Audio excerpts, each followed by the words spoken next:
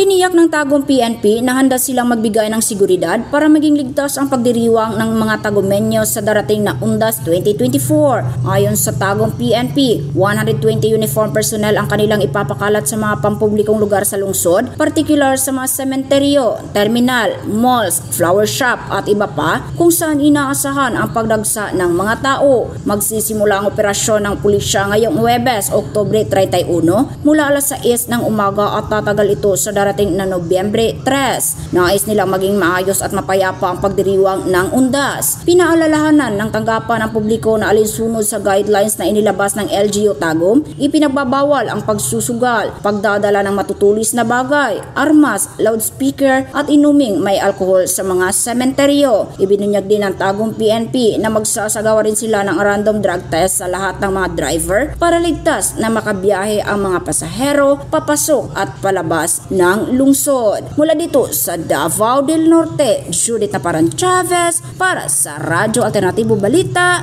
Nationwide.